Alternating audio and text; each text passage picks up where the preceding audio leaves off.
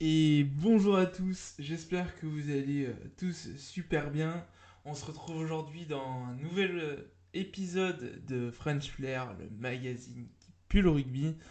Déjà, je voulais juste vous remercier par rapport au retour que j'ai eu sur le premier épisode.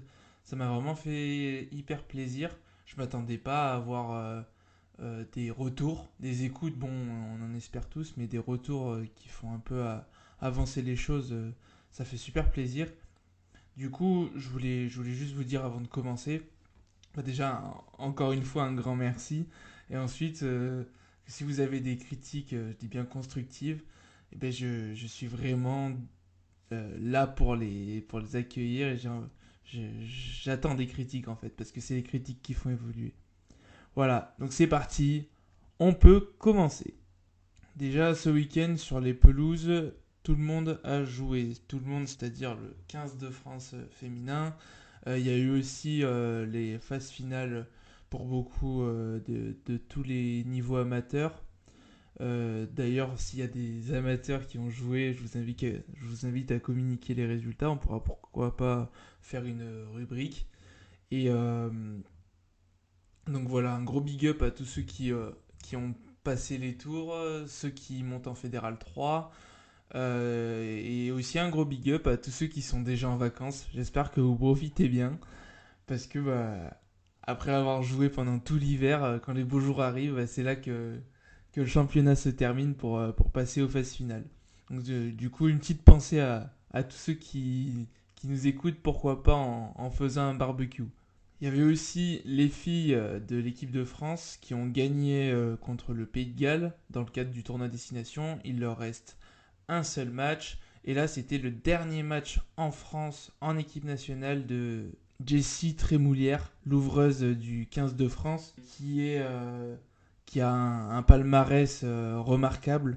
Jessie Trémoulière, c'est qui? C'est une joueuse formée dans le Puy-de-Dôme, qui est fidèle à ses terres puisqu'elle a toujours évolué là-bas. Euh, c'est un titre de champion de France, deux grands chelem en 2014-2018, joueuse de l'année, joueuse mondiale de l'année en 2018, joueuse de la décennie cette année. Donc c'est vraiment quelqu'un, c'est une icône du rugby féminin qui part, qui prend sa retraite de l'équipe de France féminine. Donc voilà, un gros big up à elle d'ailleurs si elle nous entend encore une fois. Ses coéquipières, elles lui ont rendu un gros hommage, étant donné que bah, ils ont fait le bonus offensif contre le Pays de Galles et qui, en cas d'une victoire contre l'Angleterre, elle pourrait s'offrir un dernier grand chelem. Bah, pour le dernier match de sa carrière, ça serait quand même magnifique, quoi. Ensuite, bah, ça a joué chez les pros en top 14. C'était la 23e journée, si je ne me trompe pas, du top 14, samedi et dimanche. Donc il y a eu des beaux matchs, des belles victoires, des victoires qui font espérer, des victoires bah, qui coupent un peu tout espoir de défi, j'allais dire challenge à relever. On va y venir. Donc déjà il y a eu La Rochelle face à Clermont, La Rochelle qui gagne 26-13, Clermont qui a encore une fois pas démérité avec un très bon Jono, des avants qui étaient présents. Et par contre, des points qui sont toujours oubliés au pied.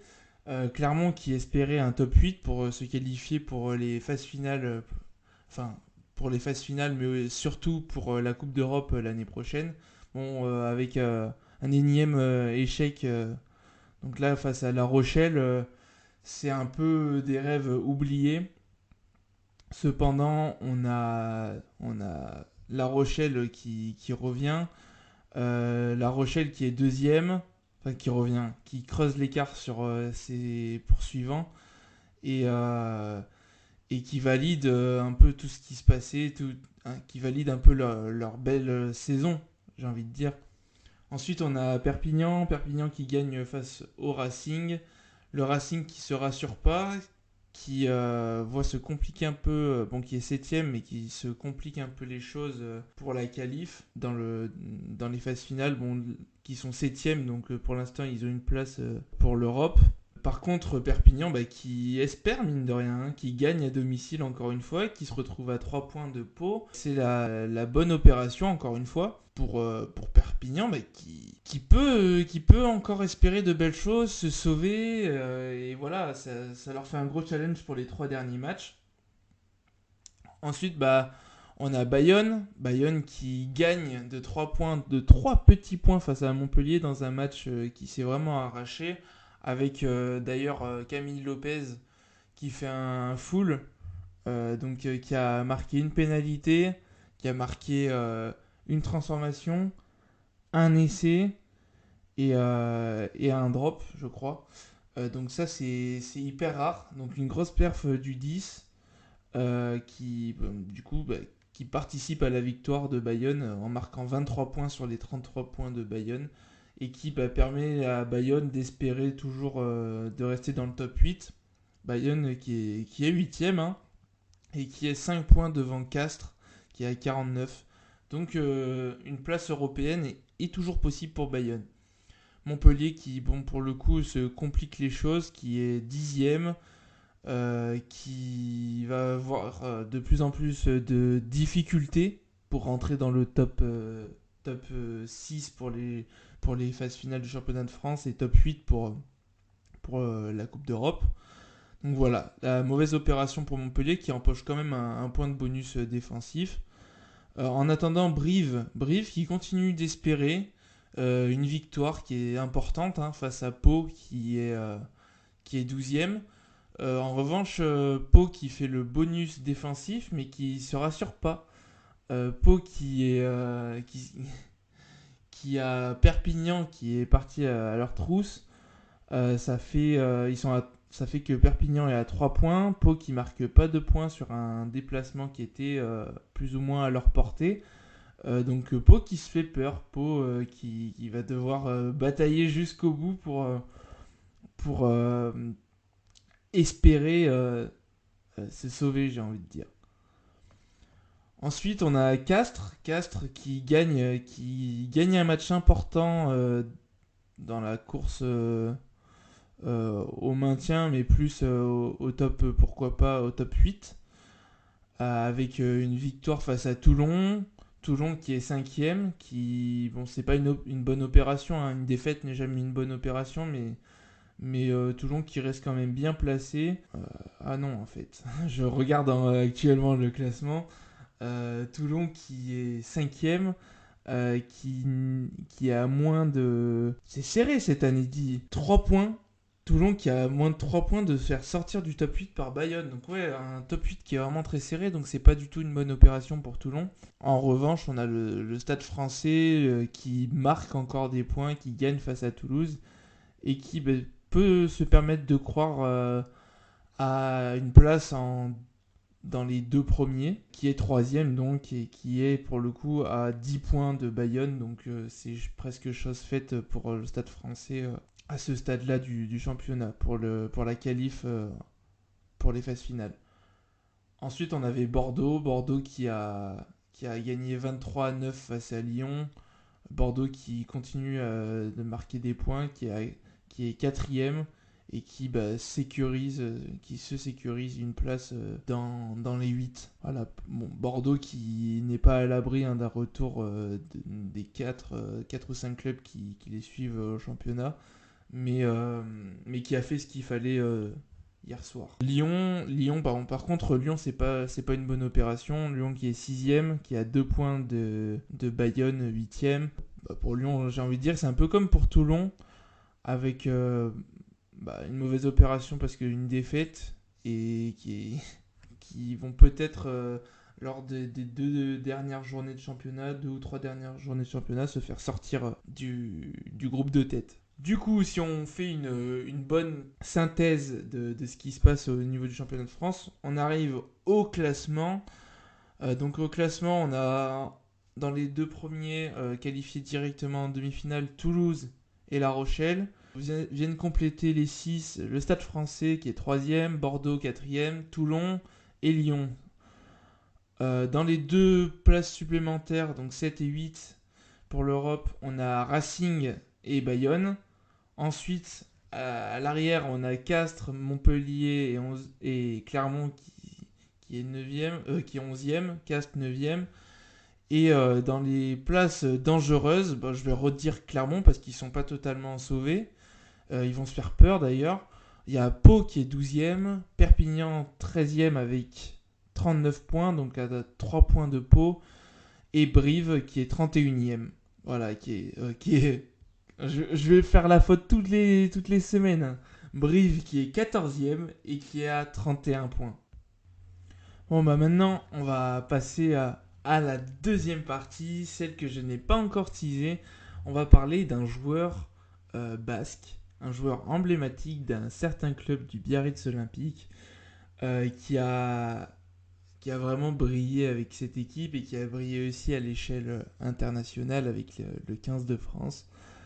Qui a brillé également par sa marque, qui a un peu moins brillé dans certaines affaires dans lesquelles il était inculpé. J'ai nommé Serge Blanco. Pour ce second numéro, j'avais vraiment envie de vous parler de Serge Blanco parce que c'est un joueur qui m'a beaucoup inspiré, qui a inspiré beaucoup de rugbymen, parce que c'est vraiment le joueur qui a créé l'identité du rugby. Vous savez, le nom du podcast, c'est French Flair. Et je pense que Serge Blanco reflète vraiment cette image-là. Donc je me suis dit, pour bien débuter, autant parler des bonnes bases. Et les bonnes bases, c'est Serge Blanco. Donc maintenant, on va pouvoir commencer. Serge Blanco, né le 31 août 1958 à Caracas, donc au Venezuela.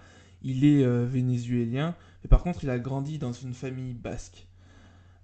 Donc c'est pour ça qu'il est devenu français et basque. Il s'est rapidement, pardonnez-moi, il s'est rapidement passionné pour le rugby et il a commencé à jouer avec ses frères et ses amis dans un premier temps dans les rues de Biarritz pendant toute son enfance. Pour ceux qui n'arrivent pas trop à situer, et ça existe, hein, c'est pour ça que je fais un petit point. Biarritz, hein, c'est une ville côtière du Pays Basque, donc dans la région sud-ouest de la France. C'est tout proche de Bayonne. Il y a d'ailleurs un gros derby entre Biarritz et Bayonne. En ce moment, non, parce que Biarritz n'est plus en top 14. Mais bon, c'est historique. Et c'est une ville qui est connue pour son amour du rugby. Là-bas, l'identité rugbystique est très présente. Il a déjà grandi au bon endroit, Serge Blanco. Donc, Serge Blanco, il commence à jouer au rugby à 14 ans. Donc il y en a beaucoup qui commencent avant, lui il commence à 14, donc sur le tardif, mais bon, ça lui réussit, j'ai envie de dire, parce qu'il rejoint directement le Biarritz Olympique, donc le club de la ville, et aussi appelé BO, peut-être que ça parle plus à d'autres. Il a commencé à jouer très jeune, et, euh, et c'est en commençant très jeune et ensuite en apprenant bien au Biarritz Olympique qu'il s'est formé et qu'il a, on suppose, pu développer autant de techniques. Au fil des années, donc en passant les moins de 14, les cadets, les juniors, Serge Blanco, il a grimpé tous les échelons du centre de formation du BO et il va intégrer logiquement, vu qu'il est très bon, l'équipe Fagnon du club. Donc l'équipe du Biarritz Olympique, c'est mythique, hein. Rapidement, il devient un joueur exceptionnel grâce à sa vitesse, sa vision du jeu. Il joue arrière, hein, on l'a pas précisé, mais du coup c'est vraiment avec l'un des trois postes où il faut avoir une des visions une des meilleures visions du jeu, quoi. Il y a 9, donc demi de mêlée, demi d'ouverture et arrière. C'est vraiment les trois postes qui viennent guider le jeu d'une équipe. Donc c'est pas pour rien qu'il se retrouve arrière.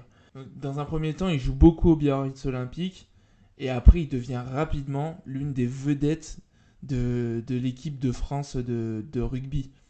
Sa première sélection, elle est en équipe de France, elle est en 1980 pendant un match contre l'Écosse. Et d'ailleurs, cette première cape marquera un gros souvenir dans le rugby français parce qu'il a marqué un essai spectaculaire. À la suite de ça, Il a participé à 3 Coupes du Monde de rugby en 87 et en 91. Et il a été l'un des principaux acteurs de la victoire de la France en 87. Enfin, l'un de la victoire du beau parcours de l'équipe de France. Au cours de sa carrière, Blanco il a remporté de nombreux titres. On compte de nombreux titres, hein. J'ai été léger, hein, sur le script. C'est que il y a énormément, voire les trois quarts, voire l'unanimité des joueurs français actuels qui n'ont pas ce palmarès, hein. Donc c'est 5 fois champion de France, donc 5 fois l'équivalent du top 14, 2 fois la Coupe d'Europe avec Biarritz Olympique, et il a également été nommé meilleur joueur des 5 nations. À l'époque, c'était les 5 nations à 4 reprises. Donc c'est vraiment quelque chose. Il marquait vraiment de son empreinte le rugby, j'ai envie de dire, mondial. Donc là, on a parlé un peu de toutes les belles facettes de la vie de Serge Blanco, un grand, grand joueur. Mais de nos jours, son image a été un peu grisée par des affaires dans lesquelles il a été inculpé. Et en plus, bon, sa carrière elle-même, elle n'a pas été exempte de toute difficulté. En 1988, donc juste après le beau parcours en Coupe du Monde de 1987, il est impliqué dans un scandale de dopage et il est suspendu 6 mois. 6 mois, c'est énorme. On parle actuellement d'une grosse sanction dans le top 14 quand ça dépasse les 3 matchs. 6 mois, une année scolaire, c'est 9 mois. 6 mois, c'est presque c'est une bonne partie d'une saison de top 14. Donc je sais pas si vous vous rendez compte, mais ça coupe les jambes. Et en plus, à l'époque, à ce moment-là, il est au sommet de sa carrière. Donc ne pas pouvoir jouer, avoir des sensations, etc., pendant 6 mois, il revient vraiment de loin. Et pourtant, ça lui a pas empêché de revenir encore plus fort. Et donc c'est vraiment... Ça prouve encore une fois à quel point c'était un grand joueur. Et, au-delà de ça, c'est un coup d'arrêt, mais ça vient aussi scalper son image parce que c'est, euh, c'était un peu le Dupont du rugby actuel. Donc il vient populariser le rugby et d'un coup, celui qu'on met sur le devant de la scène se fait attaquer par tout le monde. Donc à l'époque, c'est vraiment un scandale du rugby. C'est pas que son image, c'est aussi le rugby qui est attaqué quand on attaque Serge Blanco. En dehors du rugby, Serge Blanco, il est également connu pour sa vie personnelle. Il a été marié à la danseuse de ballet Muriel Urtis, donc une grande dame, pendant plusieurs années.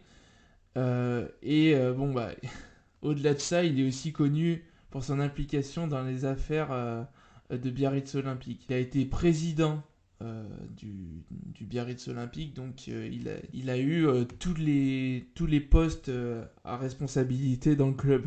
Je parle de postes à responsabilité par rapport aux joueurs, parce que c'est ceux qui portent le club, mais président parce que c'est lui qui prend les décisions pour le club. Donc ouais, il a fait énormément pour le BO. Ensuite, au niveau de son image people, Serge Blanco, il est également connu pour son charisme, sa personnalité chaleureuse. On dit de lui souvent que c'est un bon vivant. Et il est apprécié pour sa gentillesse, sa disponibilité.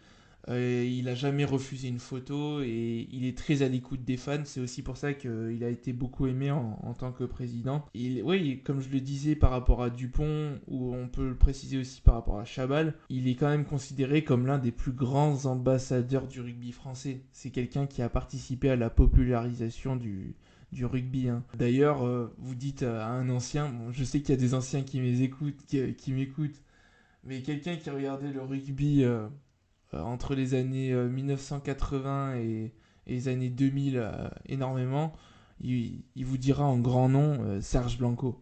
C'est vraiment quelqu'un, c'est un grand monsieur du rugby. Et en plus, tout le monde le connaît, mais là c'est une marque, je ne sais plus si elle a fait faillite ou pas, ou qu'elle a été rachetée.